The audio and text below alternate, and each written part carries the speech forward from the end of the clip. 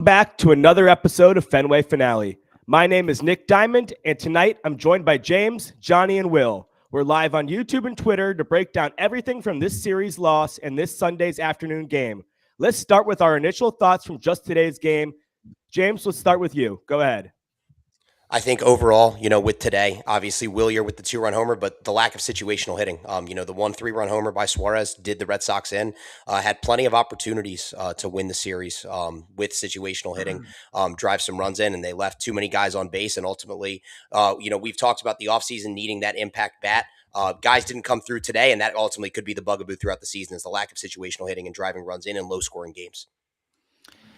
I mean, James kind of hit everything, but it's Conley early needs to be talked about as much as possible. I mean, I'm going to try to be somewhat positive today. The offense, it's a shame because the offense is something that we kind of came into this season, with a question mark on as it was. And, I really was hoping that game 3, we weren't really going to be talking about it as much, but it's definitely evident. They need a thump. They need something. And, one thing I did notice and I was kind of shocked on is not shocked because I shouldn't be shocked, but I saw that what I was encouraged by is that when they took Mayer out in that specific situation, they went with Monasterio, which I was happy about. I didn't want them going to IKF. I think we all wanted them not to go to IKF in those situations. They did not. They went with Monasterio, which was a good decision. It wasn't a bad one because that's who we kind of were hoping he would platoon with anyway. But that's pretty much where I'm at right now. Yeah, I'm in the same boat. Excellent pitching all series from our end, maybe minus Sonny Gray. Definitely a conversation topic for sure, but a lack of situational hitting and clutch hitting too. We finished the last 2 games. We were 2-21 with runners in scoring position. That's just not acceptable. We went out. We upgraded our pitching. We have to be supporting these pitchers, man. I felt bad for Conley earlier. I felt bad for Crochet the other day when they are out there throwing 80 plus pitches. Well, Conley earlier today, 80 plus pitches and getting 0 run support. It is abysmal. It really, really is. It's crazy to think that in the entire series, we had a 179 average with runners in scoring position. That's going to be the conversation topic going forward. There's a lot of, I want to say, not holes, but a lot of players that I'm concerned about. Game 3, a lot of baseball left. There's no panic button yet, but a lot of question marks in terms of this lineup, especially when Cora is rolling out our B tier lineup card out there with Rafaela on the bench, with Yoshida in left field, with Connor Wong starting. It worked out. I hate to say it, Connor Wong worked out with the 2 hits and the double, but it's just when you roll out a B tier product, what else can you expect? But overall, that seemed like the real issue for the entire series overall. Yeah, my initial thoughts are pretty much the same as you guys. Exactly what Will said. I want to get on the lineup construction today, but we'll get to Conley early in a few minutes, but I want to get on the lineup construction.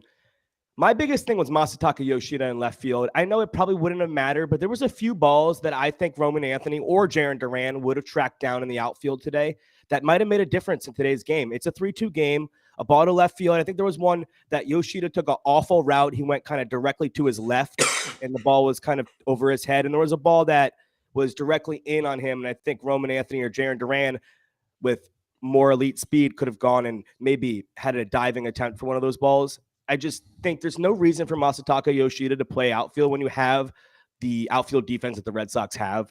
I'm not really upset with Cora sitting as backup catcher on a day game, or sitting as starting catcher on a day game. And Connor Wong, that's whatever. He did fine today. That's just who you have. But I do have an issue with Masataka Yoshida playing left field when you have Roman Anthony and Jaron Duran as options. But I think the case in point there is you need to get, when you put Masa in the lineup, you need to get Roman or Duran or whoever a day off their legs. Because what's the point? And I understand what you're saying with the defense, but if Yoshida's sitting 4 times a week, what's the point of having him when he plays DH? The benefit of having that rotating DH spot, if you're not going to have a master like a JD Martinez, an Encarnacion, and Ortiz, is to get guys off their legs. So I think they're going to try to use that to their benefit. But I totally get what you're saying. The defense could end up being something with Yoshida that could end up being a bugaboo. I don't know if I would rather have here's the thing with him playing the outfield though. If he's going to play the outfield, I'd rather him play left field at Fenway, where it's absolutely. smaller. Yeah. He doesn't have to need that crazy range. Like playing him in a big outfield like Cincinnati is kind of putting your team already at a disadvantage. Like him being able to just get a ball off the wall, cool. I'm allowing that. We watched Manny Ramirez do it for years. That's where I would be more comfortable with him playing the outfield if it's a game at Fenway. I'm not exactly happy with him playing outfield really anywhere else but Fenway at this point. I'm actually very excited to see Yoshida play in Houston for that exact reason with the Crawford boxes. Okay. And there's another one. Yeah, we'll do that as well. It's it needs to be a smaller field. It can't be somewhere where Nick, you mentioned about the range situation. It can't be somewhere where he needs range to get outs. Like imagine him playing at the Oakland Coliseum, you know what I'm saying. You know what I'm saying? Like that's the type of it's like I understand what you want to do with him. You want him pretty much use him, like James said, as the guy who gets these outfielders off their feet for a day. But it needs to be more strategic and where it's happening at. Yeah, I was going to say the same thing because what Will brought up about the Crawford boxes in Houston. Cora already said he's going to play 3 of the next 5. Why not put his left field games in Houston? You don't have to waste his left field games in Cincinnati, especially when it's 3rd game of the season. And I get what you brought up, James. You got to get one of these guys off their feet. Roman Anthony's 21. He doesn't have to get off his feet in his 3rd game of the season. He was playing the WBC. He wasn't playing back-to-back games. He was playing every other day. He doesn't need a rest right now. Oh, I think at this point in Roman's career, he's got to play in the field every day, just get that seasoning. He doesn't need, in general, he doesn't have the wear and tear on his body. And I didn't mean to cut you off there, but it's I completely agree with you. He's got to be in the field.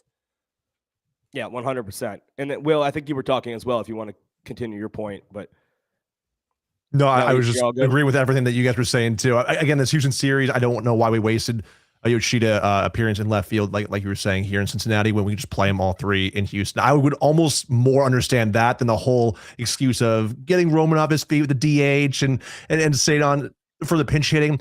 Cora gave us that reasoning before the game as to why that lineup card was constructed. I think that's some real BS media wording. You don't. It's the 3rd game of the season. If you can't play 3 games without needing a break, if you're 21 or if you're Salvador Perez, right? It's that's what you're a professional athlete. Play 3 games. You're on the NBA. Stop taking days off. Yeah. Well, here's the other thing with I think, going back to why when you have him play all 3 in left, he's not going to put Yoshida in left field when Crochet is starting. He's not. He's just AC is just not going to have that defensive liability out there. So it's that already takes away the final game in Houston on Wednesday. So then it's just you keep doing the math. All right, when can we get away with it? Obviously, Bayo starting in the Houston series, a guy more fly ball, more pitching to contact. So we'll see if in the Suarez start if that's the same plan with Yoshida. You guys want to get into the probably most positive session of this the show and Connolly early and the pitching staff. So that's what I want to get into because it'll be the fun part today.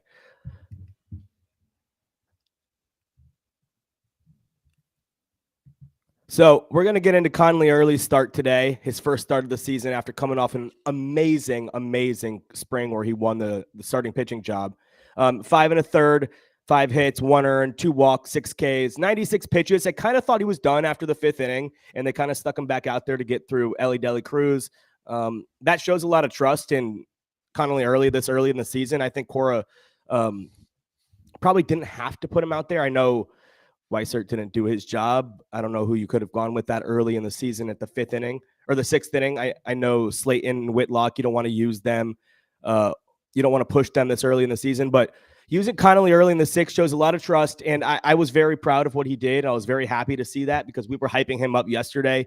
Will and I were hyping up this matchup between Rhett Lauder and Connolly Early, how it was really cool to see these 2 young arms with a lot of swing and miss potential face each other. And it kind of lived up to that hype. So if you guys want to start, we'll start with Johnny. Do you have anything about Connolly Early that jumped out to you on today? The whiffs were a little bit lower than I expected, but he was still dominant out there. He got a lot of called strikes on his pitches, and anything that jumped out to you in particular? So it was a positive. Obviously, the whole game, the way he went about it was a positive. I love the, kind of like the big balls mentality that he had. I do have a gripe though. I'm not exactly excited that he threw 96 pitches.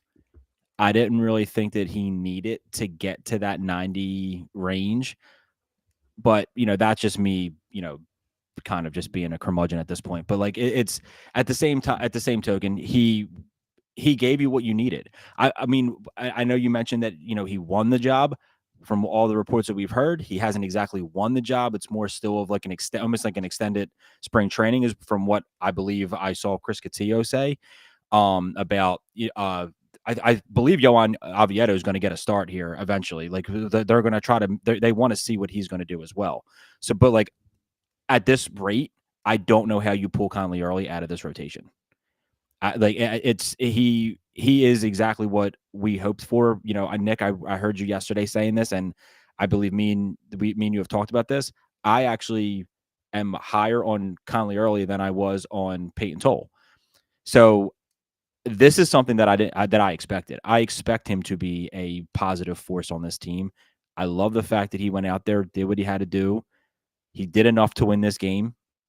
It just, the offense just let him down. But like at the end of the day, I really, really loved what I saw out of him. Johnny, to answer your question about, like what more do we need to see? They need to see 5 more weeks in AAA for service time. Yeah, and that's No, what it is. Yeah, no, exactly. And that's what it is. I mean, That's what it is. That's literally what it it. is. Like he's turning into such a complete pitcher, and obviously Toley, the fastball plays, but still has a ways to go with this. Not a ways to go, but still has work to do with the secondary stuff. It makes a ton of sense for him to be down in Worcester right now. Yeah. Aside from the service time with Early and in those 5 weeks, there's really not. He's developing exactly how you'd want him to develop, and he pitched so well today. And I just, the future is so bright for him this season in the rotation. Obviously, like you said, going to want to give Oviedo a shot, see what he has, with coming over in the trade this offseason. But you couldn't ask more out of Early today. And, maybe, in a different world, you pull him after 5, you give Weissert a clean 6th, then you go from there. But Early did his job and then some today. So this one's clearly not on him.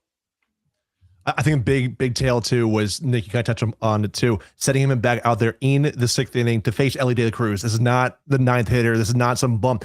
Ellie with one swing could have absolutely changed that game while Connolly was still on the mound too. So I think that showed a lot of trust right off the bat with Connolly.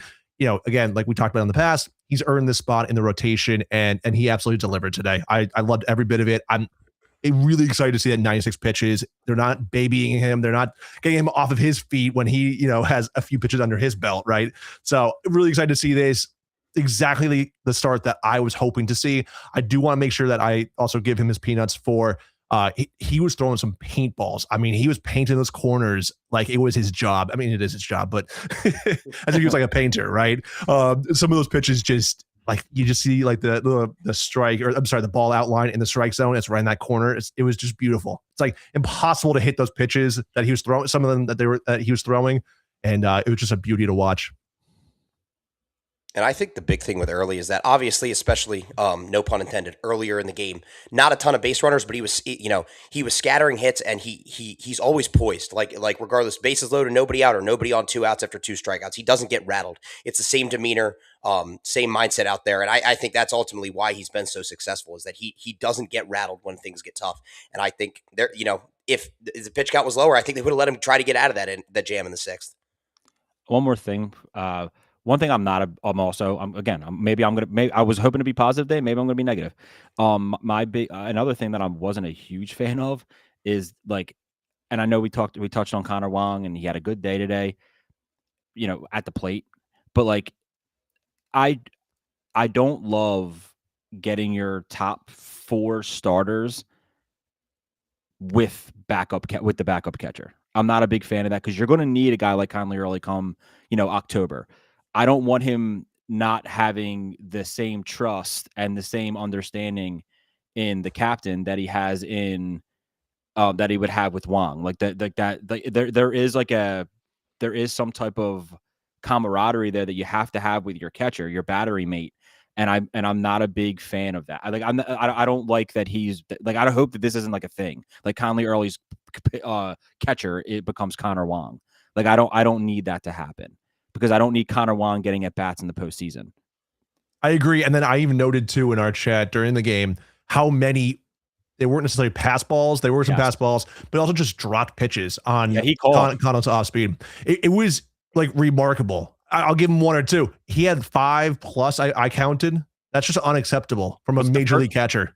Was it the first inning? There was that one that was so easily should have been caught, and it ended up advancing the runner to second base. Like I couldn't remember if it was the first or second. I believe it was the first inning though. Especially if you're a young stud like Connolly early, you're on the mound right in the majors and you just earned the spot. The last thing you need is a lack of confidence in your catcher to Correct. catch you, right? Yep. So to your point, I think it's really important to develop that relationship with a catcher early on in the season and then sprinkle in the off days here and there, the backup catchers here and there throughout the summer months. Well, I think part of it also is that Wong was obviously rehabbing in Worcester last year for a few weeks before he came back from the thumb injury. He was catching early as well, so there could be some familiarity there. All right, we'll keep early with Wong. And a couple of his starts last year, he caught him. That tended to be the off days for Narvaez. So, I mean, I totally get what you're saying, Johnny, but maybe there is some rapport with Wong and early, and that's kind of how they want to go with the off days for the captain. I just can't have that. I just can't have the report be in October. I don't Sure. care. You know what I mean? And Yeah, no, I don't want. completely. I don't want him going. Who knows how many starts he's going to get because of the service time manipulation possibly happening. But like, I don't need that being like a thing come October where, he doesn't have that same thing with Narvaez, and then it becomes an issue come October. I want to push back on the service time argument that you guys brought up. I know it's probably going to happen that he's going to go down to Worcester for his 5 weeks and he's going to get his extra year of control. But I would like to ask you guys one question. What is the possibility that Connolly Early goes out there, he makes 30 starts and dominates in the major leagues and he wins the Rookie of the Year and the Red Sox get that PPI pick? I don't think it's going to happen just because of the rookies that are in the American League and Okamoto and McGonigal. I think those are the two front runners. But I think Connolly Early I am so high on Connolly Early that I think there is a chance that he goes out there, he makes 30 starts, and he puts up a mid-3 ERA, and he's that good of a pitcher that he could win that award. So maybe they don't have to send him back down. I know the Red Sox have this many options that they have the luxury to send him down, but right now I'm so high on Connolly Early. Why do they need to send him down? I'd push back on that a bit because it obviously is an adjustment curve. You saw it a little bit in the postseason game against the Yankees. And obviously you can get into service time manipulation and that's always tough. But I think smart organizations look long-term. And the Red Sox have operated a lot smarter in recent years than they have previously, more emotionally, more, spending with the big bucks, not as focused on the draft. Early is a product of drafting well, developing well, one of their best homegrown developed pitchers since Clay Buchholz, John Lester. I mean, the Red Sox really have not had, from Clay Buchholz to Bayo, they really hadn't developed a homegrown pitcher. There's going to be an adjustment period with Early eventually. He's only made 6 career starts now in the league. At some point, teams are going to adjust. The book is going to be out on him. I think those 5 weeks in Worcester will delay that if he goes down after the Padres series, or just allow him to grow, develop more as a pitcher. So then when he comes back up, he's here for good, and you don't have that in his head going back and forth. Yeah, I mean, I'm right there with you. I definitely think there's a world where they believe that could happen. I don't think that you're, crazy to think that he could make the 30 starts, do all that. I'm with you, but that is the problem though, is like James said, they're trying to be a smarter organization. They're thinking long term. They're thinking more next year and years after of how they can control that, not having to give him whatever in ARB 1, ARB 2, and it's and waiting down the line of when that's going to have to happen. It's just manipulation is it's just that it's a stain on a lot of the things that they do as far as organizationally, but at the same time it's smart, which sucks. It's a weird balance, and it's a shitty balance because as a fan, of course, I want to see Connolly Early make 32 starts this year. I don't want him being down in Worcester at all, and he shouldn't be. He's good enough to stay up here the entire year. It's just the facts of it are they're not looking at it that way. I don't even know if they're looking at this team solely as like a playoff team. I don't even know what they look. I don't really even know what the Red Sox look at this team as. Like the front office do. I think A playoff team, not a World Series team, a playoff team. I think they think they're good enough to be a playoff team, which is correct. But I don't know. I don't think that they really believe that if Connolly Early's up or down, that it really matters to them. That's how think they look at it. Well, here's the one thing that say whatever you want about Breslow, I will give him kudos for. he does, like when he was with the Cubs, he was obviously the director of pitching, and sometimes he treats his job as GM as the director of pitching. And when he focuses in that lane, he actually excels when he's thinking just in that director of pitching lane. So if that's the decision he wants to make with early, whether it's service time driven, whether it's adjustment driven, I will trust him on that, because that's what he has excelled at that since he's come to Boston. He has his other faults for sure, but that is one thing where he's been tremendous on when it's come to the pitching vision in the organization and completely retooling that. 100% agree with you on that.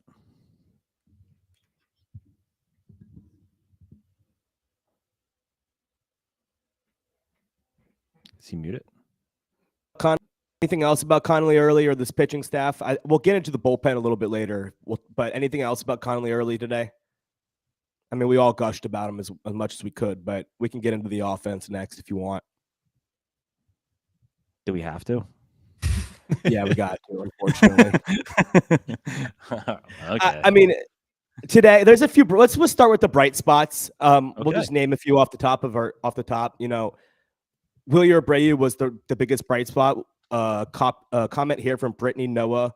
I'll pull it up on the screen. She said Wilyer crushed it in the 4th inning, and then unfortunately downhill from there, which was true. He hit his second home run of the series, and then the Red Sox offense was kind of all downhill from there. We can get to what happened in the 8th inning with Duran getting on base and picked off, and then we should have tied it. We'll get to that soon.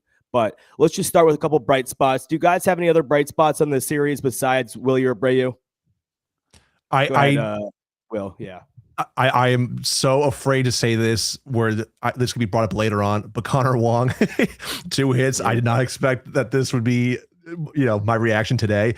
I won't chirp on it too long, but his double, that swing looked so weird and awkward, and he still drove the ball. I one hop the fence. I like to see that. Yeah, there's Brittany Noah's comment. Whoa, Will giving Connor credit. I know. But still, one hop in the fence on a really weird swing. Maybe there's a sign of life there for a backup catcher. We'll still see. But, in a land of just strikeouts and easy pop flies, that was great to see. I do also want to shout out to Monasterio, too. He comes in, rips that double down the line. And that was great to see, something that we haven't seen from IKF, obviously, in game 1. But like we said, obviously, Wilyer's number 1 in terms of offense so far. And then there's a large gap between them, from Wilyer to number 2. I think Masataka Yoshida deserves a little bit of credit too today. You just stole my thunder. That's exactly what I was going to say. I mean, there was a point in today's game. I was looking for the tweet where he had seen, I believe it was 12 pitches, and only one of them was a strike, and he was able to. It was 13. 13. Yeah. And one of them was a strike. He sees the ball well. He's seeing the ball well, which and who doesn't love to see him run down first base? Who doesn't love to see that? I mean, it's fantastic. But at the same time, it's I don't know. That's kind of been the right after the first 3 games. Other than Wilyer, that's kind of been the story. That's really been the bright spots. I mean, Marcelo had yesterday, which was great. And then, Trevor Story, I feel like he's hitting the ball pretty hard. I got to give him a little bit of props on that. He definitely is putting a good charge in the ball. It's just finding gloves. I mean, he does have 7 Ks, but he is when he's making contact, he's making good hard contact. So I have to give him credit on that. Caleb Durbin, 0 for 12, only 3 strikeouts though. So he's doing his best. I think the ball's gonna fall. I feel like once it falls, that's when we're going to start seeing him build off of that. I'm not really that concerned on him right now.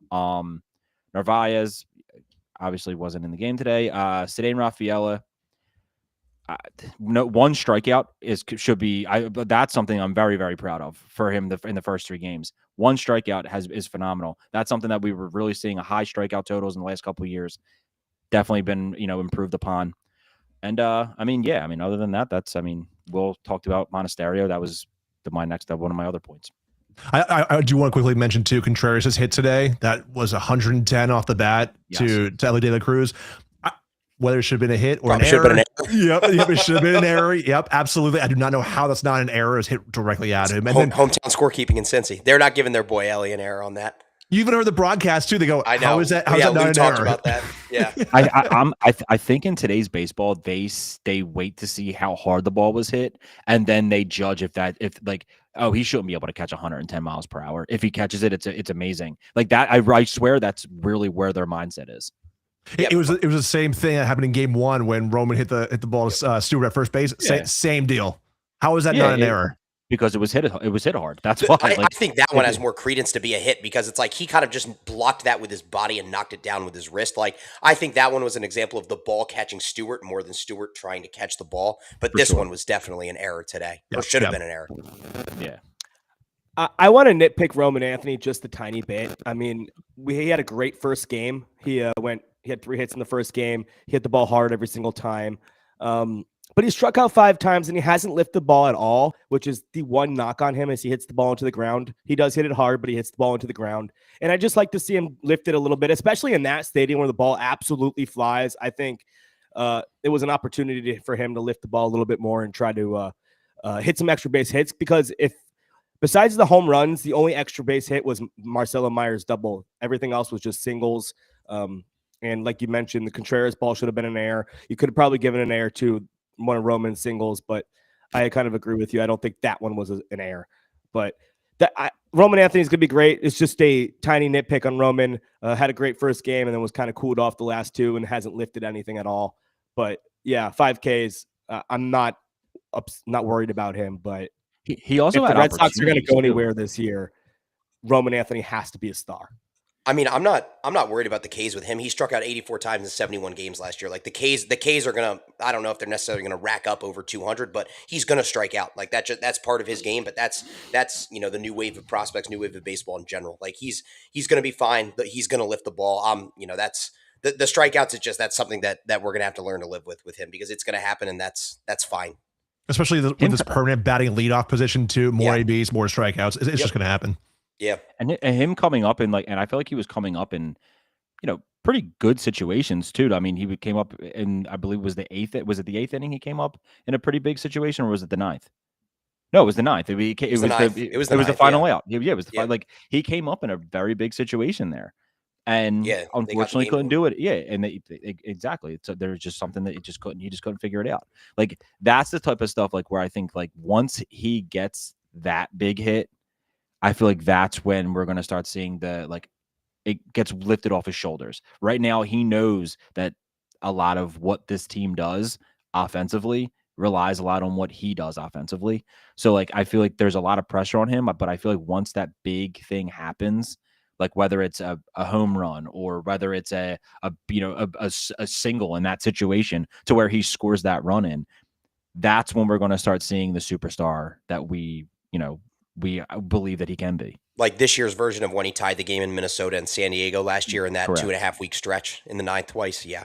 Like that's what we're looking. I feel like that's what we're waiting for. And once that happens, he's going to take off. One note I wanted to make about the offense overall, going back to Yoshida. Obviously, we talked about, they left 11 runners on base today. They left 9 on base yesterday. So 20 overall in the last 2 games, scored 7 runs and lost both of them. Yoshida's ability to get on base is so big. And obviously, they haven't had a terrible issue getting guys on base, but he puts the ball in play. And, for a team that is going to strike out a decent amount, he doesn't have swing and miss in his game, and they need that so much, especially if you hit him 8th or 9th with Rafaela and those guys can get on base for Anthony when he's playing. That's going to be massive to just flip the order over for Anthony, Duran, Story. I think I know we harped on Yoshida, wanting him to play the outfield more so at Fenway or a place like Houston, a place that is more fielder friendly. But I think just getting him in the lineup and his on base skills are so massive because there's just so much strikeout 1 through 9, with the majority of this team. Contreras, obviously, Story, Roman, but he just his ability to get on base and see pitches is monumental for what this team wants to do offensively. Because, they really can only win games one way. They pitch well and you hope to score more than the opposition. So I do want to bring up too, a lot of these numbers on screen right now are, not what we want to see in terms of offensive production. I think there's a clear difference between, not worrisome players, right? Jarren Duran with 2 for 10. He will be Jarren Duran. We kind of know what to expect from him. Then you have Caleb Durbin. The non-competitive at bats is what's really driving me up a wall. Top of the eighth inning today, tying run on 3rd, Caleb Durbin had a 3-0 count, ends up striking out. His second strike, he was lost. I mean, he looked so lost at the plate. This is not a new trend. Game 2, game 1, we can point at different players, especially Connor Wong in game 2 when he pinch hit too. Just these non-competitive at bats are adding up, and I'm just that drives me up a wall. We were promised better offense, maybe not in the power area, but better contact, better kind of competitive at bats, and I'm just not seeing that right now. I think it's perfect to go into the debacle of the 8th inning because you just brought up Caleb Durbin's uncompetitive at bats with the runner on third base. But I think we have to also bring up what Jaron Duran did, getting picked off by a right-handed pitcher in that crucial spot. He wasn't even leaning towards second base in that situation. That was just a boneheaded lack of focus move that he just didn't think he was going to get thrown over there, and he just had lost his lack of focus, and he got picked off, which ultimately cost the Red Sox this game because Willie Abreu almost instantly hits a ball to the outfield, and Jaron Duran went to score on that pitch or that hit. And next thing you know, the Red Sox lose 3-2, and Caleb Durbin striking out with a runner on third base to tie the game with an uncompetitive at bat. But I put more of that blame on Jaron Duran, not Caleb Durbin. I know Caleb Durbin went 0 for 12, and you could put all the blame in the world on him. But Jaron Duran cannot get picked off in that spot in any situation ever. You cannot get picked off with a righty on the mound. Ever. Especially if you're Duran too. Yeah, especially if you're Duran. No, if a lefty and you're going first move, it happens sometimes. But a righty, no. He wasn't even leaning. The whole world knew he was running too. Like he didn't have to lean. He just fell asleep. It can't happen. Yeah. It was a lack of focus. It's a terrible move. It cost the Red Sox a series win probably. And I hope he gets his act together because we've seen a lot of issues like this from Jaron Duran. I'm expecting him to bounce back, but it cost the Red Sox this series. And it's just disappointing. I feel like with him, it's like, and a lot of like literally anything he does is magnified. And I feel like he needs to like realize that like, it started, a couple years ago when he just didn't even attempt to go after that fly ball that went over his head because he lost it. And then obviously let's go to 2023 when he made the bonehead, or 2024 when he said what he said, and then 2025, and then they had the video, like all that stuff out. It's just, I feel like he needs to realize how magnified everything he does. He's under a microscope constantly, and like he does the smallest thing, he has people talking now. Like, and once he did that one thing, it became everything now that he does is magnified. Like he now is looked at like a bonehead player. And like this type of shit is why this happens. And it's like you mentioned, he's got to just get his head out of his ass sometimes. And like, this is where we're at with him. He's going to be fine. But obviously, it's one of those things where AC will let him know, like, hey, don't do that again. And I think it's going to happen again? No. But obviously going forward, just don't get picked off there. It's simple. Just take your primary. Don't get too far off the bag, and don't. I think we're just oversimplifying it. Like, don't let it happen again. But don't you think that like AC gets tired of telling him not to do things? Sure. And I love Duran. I really do. Like I didn't want to trade him. I didn't want to do any of that stuff. I was never on that bandwagon. But like at the same time, stop giving people reasons to talk about you.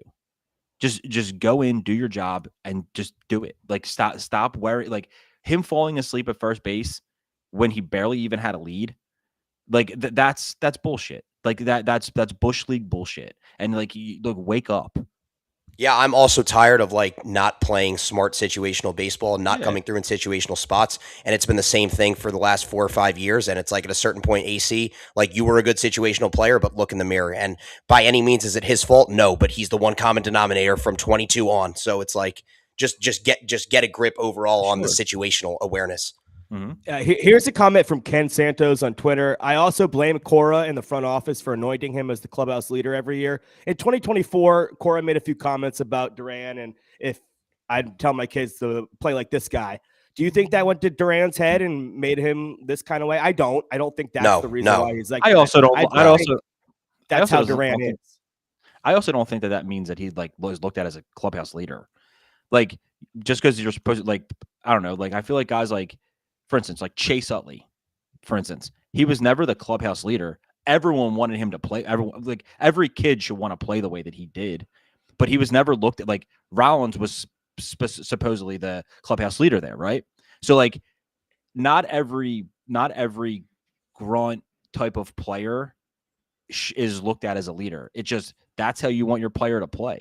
Of course he does. Who doesn't want your player to play like a guy who runs like his ass is on fire? Like that's like who doesn't want that, you know? And I love when he's into it and he's playing well. He plays great. He's one of the better players in the game. But this is the stuff that like, why are we talking about you again? Why is there another conversation about you? It seems like the front office and Cora, I mentioned this earlier in spring training too, with a different player I'll get into. They had almost two different approaches to helping players. You have that kind of soft approach that they have with like Christian Campbell, for example, of like, he had a great spring, but he's not quite there. And we have a few more things to work out. And then you have like the approach toward like Marcelo Mayer, where it's like, this guy needs to earn his spot. If he wants to play, he damn well earn it. Right. And I like that approach a lot more as a fan, but you know, with Jarren Duran, it's a little bit more of that softer approach, right? You won't see AC going, oh yeah, Jarren Duran, like, you know, Duran messed up there in the top of the eighth. It's a little more that like that softer approach of, yeah, we'll work on it. He knows what to do it again, etc. You know, I'd much rather have it be more of that, like, earn your play time. If you mess up, you know, that's on you, and you know, own it, right? But I think to that point, that's more of the persona he takes to, and this is based off the Netflix doc. That's more the persona he takes to the media, and it's different behind closed doors. He's not going to throw anyone under the bus, you know, to the media. Obviously, with Meyer, and some other guys that Casas that he's been harder on, he knows that's how it motivates them, but he's not throwing them under the bus necessarily. But I think behind closed doors, it's completely different. It's like, hey, we got to go, we got to do our job, and you're not going to play if you don't do your job. 100%. Good. I was just gonna say, you know, and when we saw it last year too, when Crochet, I think the one bad start that he had, or bad, not elite start that he had last year, you know, Cora was mentioning he just didn't have his curveball, he didn't have his off speed, right, and like directly citing the problem. And with guys like Campbell and Duran, we're like, it's a little more of a softer approach. It's a little bit more of a, you know, a camp counselor kind of vibe is how I describe it to some friends of mine too. But I don't need to harp too much on that, but yeah. And back to Ken's the clubhouse leader thing. I don't know why this is like, that's like not like bothering me, but like I feel like the Red Sox haven't had a clubhouse leader in a while. Well, they had one last year, and then they let him walk out the door to Chicago. Sure. So, but my thing is like they're trying to find one. yeah, and that's what makes the Bregman trade, like the whole Bregman saga, so infuriating, because they preached about leadership, and guess what? They had one in Bregman, and then when they traded Devers, Bregman had all the leverage, and then they let him go because of a no trade clause that they didn't want to include in the contract on principle. Well, if leadership is so important, just give him the no trade clause and sign him, because he would have signed here for $10 or $15 million less. But I guess leadership isn't that important to them, because Bregman is playing in Chicago now. Like, regardless of how you think the contract would have aged, it would have been such a bigger deal for the leadership aspect of it, for the pseudo hitting coach aspect of it. He was on an iPad with Roman and Marcelo every single day when he was injured. And now, you know, obviously they're looking for that guy. They've been looking for that guy for years, probably since Martinez walked out the door after 22. So, also, I mean, I know that they also mentioned that Bogarts was a team leader. They love to throw that was the guy who Rafi went to every single day, for sure. It's the best friend in the league, and they really, you know, push that. We haven't seen them have a leader in a while. So like and I don't think I've never really seen or heard anyone look at him as a leader, Duran as a leader. I haven't seen that. I mean, maybe you guys have. I have not seen anyone directly say that they looked at him as a leader. He's the lead by example player, but in terms of a clubhouse leader, it's Bregman, it's Story, or was Bregman, I should say. I believe it's Story at this point. Yeah. But, you know, they want to talk about leadership and culture. They had it in there in Bregman, and it's like, regardless of how the contract would have aged, that would have been a huge part of the contract. So, like, miss me with talking about how important leadership is, because you had it in there and you just let it walk out the door for nothing. And now, I mean, at this rate, it's AC. AC, like I feel like ever since he's been there, he's been the leader. Which is, I mean, he's the manager, he's the head coach. He's like that's you know, you would assume that's what his role would be, but like there isn't a a team. I mean, Sale. It's again, it was harder for Sale because he was hurt all the time. And they're really like picking and choosing when it happens, like or like who the guy is. Like probably for a while it was Pedroia, right? And then once Pedroia was done, it became somebody else. And then but now it's like there isn't consistency. There isn't somebody who's been there long term. Why? Because they don't want to do long term. That's not their thing. So like that's where we're at. We're always going to be looking at somebody like, okay, now he's the leader. Okay, now he's the leader. Eventually, whenever Duran goes, it's going to be Roman Anthony's going to be the leader. And then when Roman Anthony goes, because they don't want to extend him again after 10 years. They don't want him to get to that 10-year point, like I've mentioned numerous times. So like once that happens, then there's going to be someone else who's going to be coming up who's going to be the leader. They're not going to have a long-term leader because they don't want to have a long-term leader. Believe or don't believe whatever you want that comes out from the Sox side about the whole Devers saga. That part of their issue with him was he wasn't when he's signing the franchise contract. He wasn't that guy. He wasn't the leader. He wasn't the public facing figure and face of the organization that they wanted. So it's like, all right, you trade him. You have a guy that you inherit in Bregman or whoever you want it to be. Be consistent about it. But they're just changing every other day what they want their leadership style to be in the clubhouse. And I truly don't think the clubhouse has like one leader right now. I think it's a group. Yeah. Also funny that we're talking about this after Bregman hits 2 homers for the Cubs. Correct. Exactly. Yeah. Yeah. Sorry, his 0 for 4 on opening day didn't age too well to all the people who didn't want him back. Yeah, I did my best to not bring up Bregman today. I really wanted to not do that, but once James went on his little tangent, I was going to bring the biggest issue with letting Bregman go is like they talk about leadership, and that was the biggest reason why they should have kept him over everything else that he provides: Gold Glove defense, the stability at the top of the order. But if you want to talk about leadership, there it is right there. So I 100% agree with you, and it's even worse when Bregman hits 2 home runs today, and we're talking about Caleb Durbin going 0 for 12 in the opening series and coming up in a big situation and striking out in the 9th inning. Or the 8th inning. So I didn't want to bring up Bregman today, but I'm glad you brought it up because it's an important point that we had to talk about.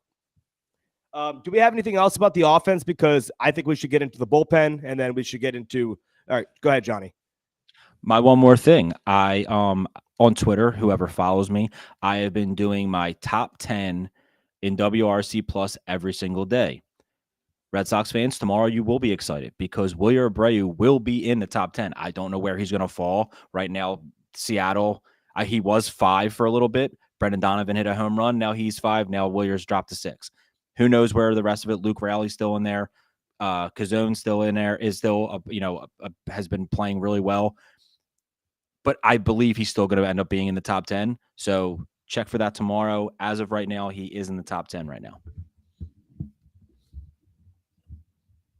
So Wilyer Abreu with 2 home runs. He had a big hit in the 8th inning today that should have tied the game up, but didn't. But yeah, Wilyer Abreu's it's performing like we all expected him to do, and we're tracking him to about 30 home runs this season. So excited for him going forward. But I think we should get into the bullpen. It was just one guy that kind of had a down series, but besides that, we'll talk about it. Do you want to start with Weissert, guys, from today's game and yesterday's game? Yes. Yeah. All right. I Johnny, have if a you got want to kick it off. Okay, Will, go ahead. Yeah, go ahead, Will. I have a real quick note about Weissert, and then I'll pass it off to Johnny. What was that pitch?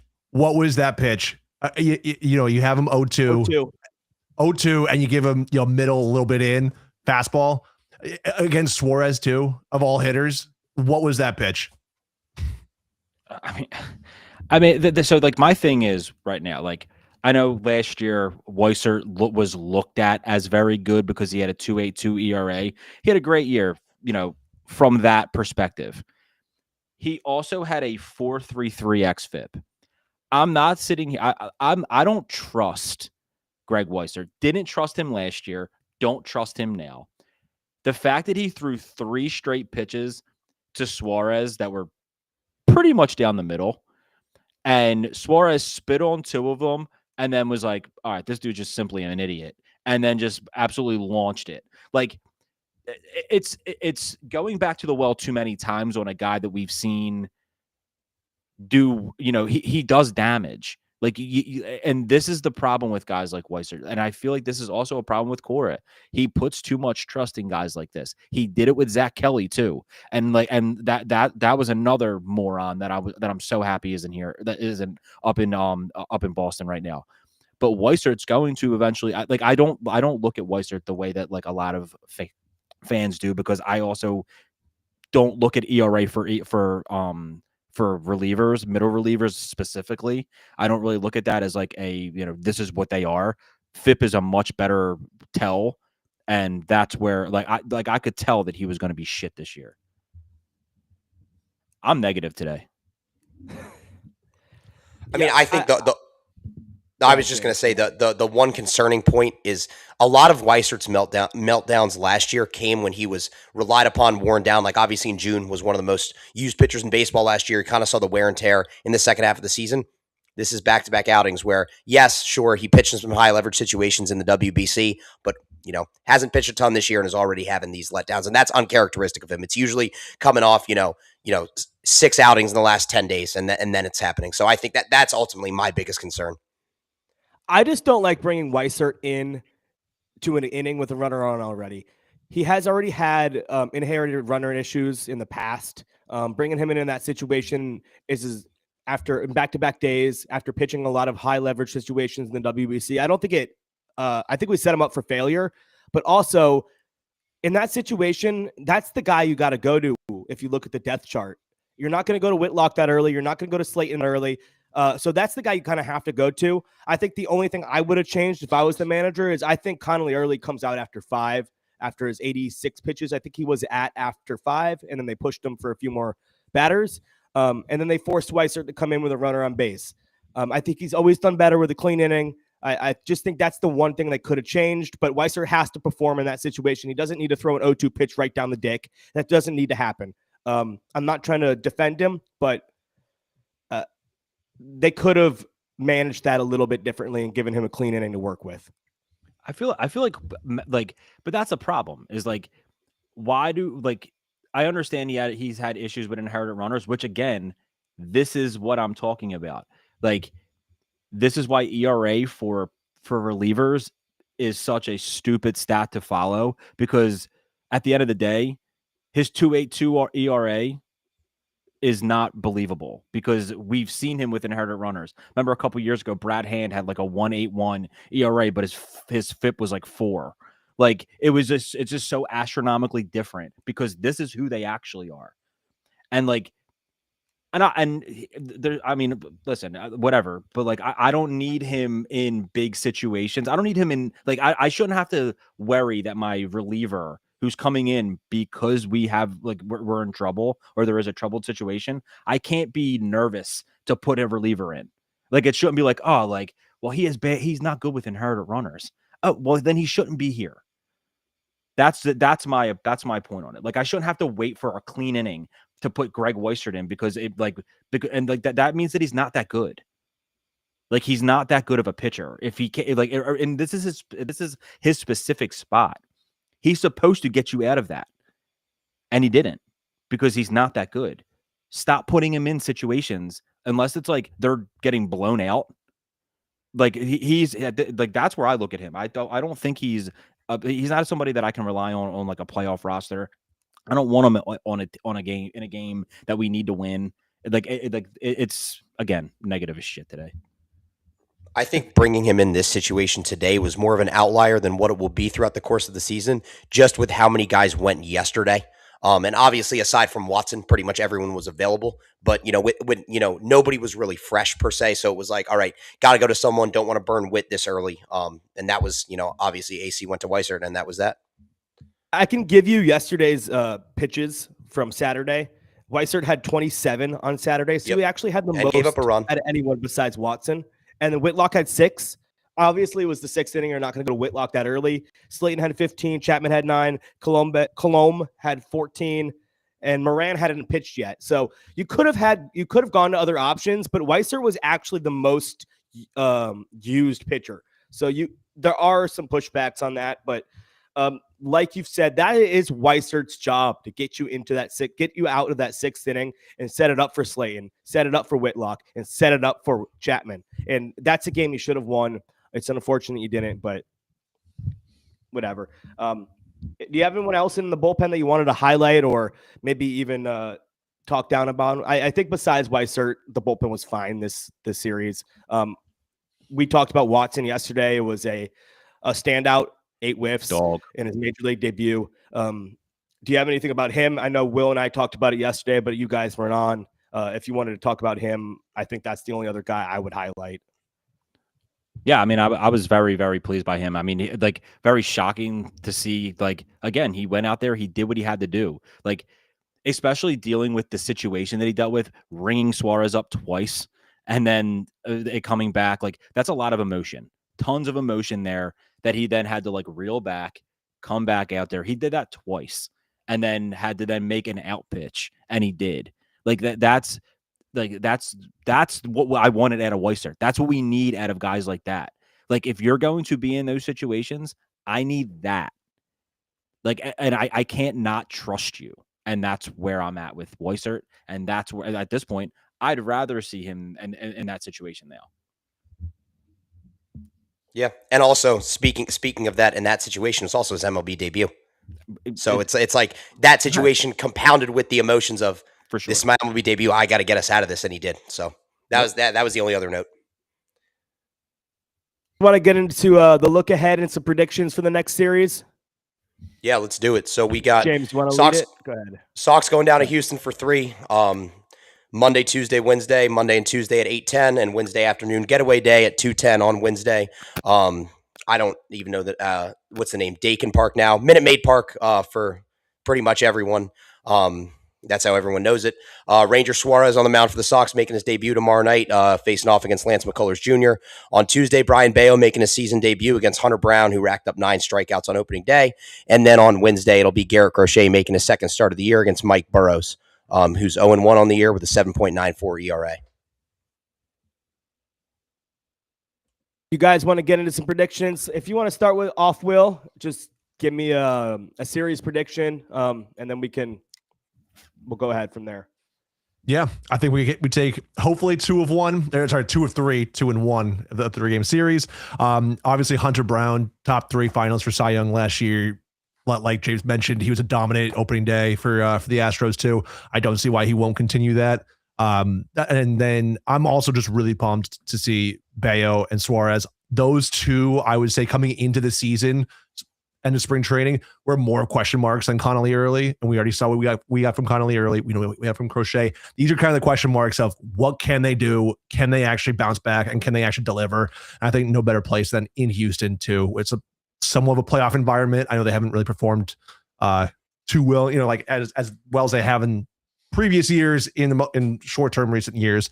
But still, should be a playoff type environment with that crowd. Excited to see Suarez make his debut with us, and then obviously Bayo too. And then we have Crochet on Wednesday, so that'll be a fun workday watch for sure. I mean, I'm excited for Bayo, to be honest. Like that. I mean, I'll go 2-1 as well. Will, to your point, like that, we're really like everyone was kind of like fixated on that. Bayo, his last 3 starts, including the WBC, were fantastic in spring to the end of the WBC, or WBC to the end of spring. I'm very, very interested to see how he goes. I'm hoping that he can carry this on. He looked dominant. He was, his arm angle was tinkered a little bit, and it just he looked like he was very, very comfortable out there. Obviously Ranger Suarez, I've gotten a front row seat to him. Being someone who lives in Philadelphia, I was able to see him, perform at the biggest stage. I was actually at the 2022 NLCS when he came out and saved that game. And, the whole crowd went crazy to Kid Cudi's Mr. Rager, like in the rain. It was one of the coolest moments I've ever seen in a baseball game. And I'm just very excited to see him as a Red Sox. I think I'm ready to, start his new, trend here. And I do. I'm very, very excited. I mean, with the way that this offense looks, who knows what we're going to get, but I definitely think we're going to get 3 really good pitching from Crochet, Bayo, and Ranger Suarez. Yeah, I'm really excited for Suarez's debut. I'm also going 2 out of 3. I think the Sox take game 1 with Ranger on the mound and game 3 with Crochet. Obviously, game 2, Bayo has a solid chance, but Hunter Brown just, I think is going to mow this lineup down. Obviously, a huge strikeout guy, and this lineup is a lineup that strikes out a lot. I don't think that's a matchup that necessarily plays well, and he's pitched well against the Sox overall in his career. So I think the Sox take 2 out of 3, taking Monday and Wednesday. Yeah, I'm going to go exactly the same as you guys. 2 out of 3. I'll give you a breakdown why. I'm extremely excited to watch Ranger Suarez. He was one of my number one offseason targets for a reason. He is a dog in the postseason. He's cold-blooded. He is exactly what the Red Sox needed. The only thing I am worried about him, he is coming off a WBC where he didn't perform well, and his last spring training start where he didn't perform well. And there's a reason why he was pushed down to the end of this rotation, just because he wasn't built up enough. But we're facing Lance McCullers, and I think the Red Sox are going to go out there and actually have a good offensive performance for the first time this season. I mean, game 2, they weren't awful, but I think they're going to go out there and they're going to hit him hard. They're going to knock him around, and the Red Sox are going to win game 1 pretty handedly. Game 2, I think Hunter Brown is just such a good pitcher. The Red Sox are going to lose. They're not going to do much, and Bayo will be fine. Whatever. I am excited for Brian Bayo, but he's just not as good as Hunter Brown, and that's sometimes Hunter Brown is just going to shove it up your butts, and there's nothing you could do about it. Game 3 is where I'm excited to see Garrett Crochet pitch. I'm excited to see him pitch every single time he takes the mound. The Red Sox have a great opportunity to win every single time, and when you're facing off against Burrows, I'm going to take that matchup every single time. The Red Sox are going to win 2 out of 3, and they're going to go back to 500 after this series. So that's my predictions. I'm excited to see the Astros. I don't think they're that good of a team anymore. They had their 10-year run of dominance, but I think they're finally falling off. I think they're going to be a 500-ish team this season. So those are my thoughts on that. Anything else from you guys? I do want to mention too, the Astros, yes, they have 4 games played this season where we have 3, but they have given up the second most runs in baseball too, behind the White Sox.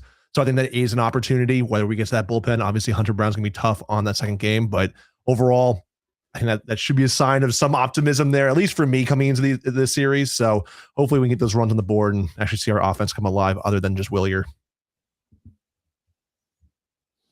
I have one closing thought from the Cincinnati series. I just want to go over CB Buckner's umpire scorecard from yesterday, because I think most of baseball Twitter or most baseball fans will say that was one of the worst umpire games they've ever seen. His umpire scorecard came out, and boy, was it ugly. 88% accuracy, negative 5.5% below expected average for his relative accuracy. Somehow his overall favor for each team was +1 runs for the Red Sox, which I'm not sure how. It seems like every call that could have gone against us went against us, especially the story check swing in the 9th, not appealing down to first base, just calling it right away. That was absurd and malpractice, especially not even on one that was obvious. It was borderline at best. But, just wanted to go over that. And overall, the ABS challenges against him were 6 out of 8, meaning 75% of the ABS challenges against him were overturned. So, yeah, he's one of the worst umpires in baseball, probably one of the worst umpires ever. And it's unfortunate that he still has a job and he's affecting Major League games that way. One thing with that, and you said you don't see how, I mean, at the same time, the 6 that were overturned were all for the Reds. That's very true. Yeah. Like he was actively trying to screw the Reds at one point. Like he rang. I'm so surprised because they all got overturned. That was more. Yeah. Like he rung Suarez up twice in a pretty big situation. Yeah. And emphatically did it. And both times Suarez was like, one, I do want to say one thing. There is supposed to be some type of rule where you have to do it right away. Suarez didn't do it right away on the first one, which I think it's also up to the umpire's discretion. Like it's weird where it's like you have to, and it's like probably early on they'll give more leniency. Where in August that's probably not going to be allowed, but on March 28th they're like, all right, guys are still getting used to this. Suarez has been in the league 12, 15 years. He's not used to being able to just tap it real quick. Because in the spring they did something where a player grabbed his bat and moved it up and then did it, and they were like, "Yeah, you made a movement." Like he made a movement and then went like this. Like from the rule that I understood, like you said, they're probably going to give them a little bit of lenience, but from the rule I was supposedly told from this was that shouldn't have been challengeable at that point. But it's neither here nor there. We saw it 2 days ago with Matt Olson with the Braves. Same thing. He went to go challenge after. Literally, it wasn't even a slight adjustment of his bat, and the umpire said it wasn't immediate, and he lost his ability to challenge that one pitch. So, I thought that was kind of crazy that he got the opportunity to do it after he made that movement. But again, I guess we're just sour grapes at that point. But it was kind of crazy. Yeah, we don't need to touch on Buckner anymore, but that's that. No, yeah. I will say Yeah. one last point going to the Astros series, just going back to the Astros series. Christian Vasquez, I totally forgot that he's back on the Astros now too. So it's gonna be like, that was a cool reminder seeing Williard kind of like blast off in Cincinnati and being connecting the two dots there with Vasquez. So it'll be cool to see him play for the Astros. Very. With that said, I don't have anything else. You guys all done? I'm good. Yeah. Great show tonight. Thank you guys for watching. The Red Sox are currently 1-2 on the season. We're hoping for a bounce back in Houston. But you guys can find us anywhere on social media at Fenway Finale. We just made an Instagram, so follow us there. Follow us on Twitter at Fenway Finale and YouTube at Fenway Finale. Do you guys want to plug your own Twitters just before we go? Sure. I'm at Johnny. go ahead. I'm at Johnny F Baseball. Go ahead. I'm at 15 Higgins. I'm Big League Will. And Will. And you guys can find me at N Diamond Media. Thanks for watching, and we'll see you again tomorrow night.